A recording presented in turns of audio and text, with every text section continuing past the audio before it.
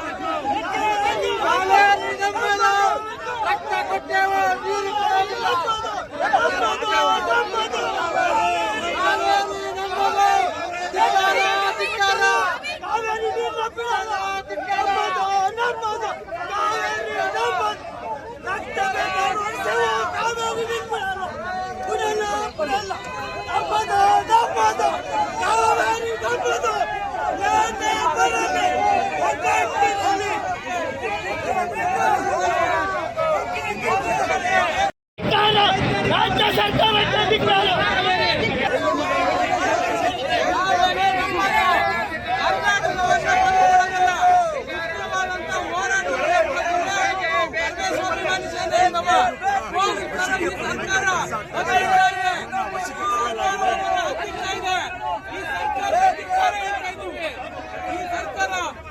ಶಿವಕುಮಾರ್ ಹನ್ಲಾಯಕು ನಮ್ಮನ್ನೆಲ್ಲ ಹತ್ತಿಕ್ಕುವ ಕೆಲಸ ಮಾಡ್ತಾ ಇದ್ದಾರೆ. ನೀರೇನಾದ್ರೂ ಒಂದು ತೊಟ್ಟು ನೀರು ಬಿಟ್ರೆ ಒಂದು ತೊಟ್ಟು ಕಾವೇರಿ ನಮ್ಮದು. ಮಾನ್ಯ ಡಿ.ಕೆ. ಶಿವಕುಮಾರ್ ಅವರೇ, ಏನಾರವ ನಿಮ್ಮ ನಾಯಕ ರಾಹುಲ್ ಗಾಂಧಿಗೆ ಎದುರಿ ನಿನ್ನ ಸಿಎಂ ಕುರ್ಚಿ ಹೋಗುತ್ತೆ ಅಂತ ಎದುರಿ ನೀರ ಬಿಟ್ಟಿದ್ದೆ ಆದ ಪಕ್ಷದಲ್ಲಿ ಇಡೀ ರಾಜ್ಯ ಉತ್ತರ ಹೋರಾಟ ಕರ್ನಾಟಕ ಸಿಡಬ್ಲ್ಯೂಎ ವಿರುದ್ಧ ಅವೈಜ್ಞಾನಿಕ ವರದಿ ಯಾರಪ್ಪನದು ಕಾವೇರಿ ದಿನ 3.5 ಟಿಎಂಸಿ ಯಾವುದೇ ಕಾಣ್ಕೊಂಡು ನೀರು ಬಿಡೋದಿಲ್ಲ. ಡಿ.ಕೆ. ಶಿವಕುಮಾರ್ ಅಧಿಕಾರ, ಈ ಕೇಂದ್ರ ಸರ್ಕಾರಕ್ಕೆ ಅಧಿಕಾರ, ಕೇಂದ್ರ ಸರ್ಕಾರಕ್ಕೆ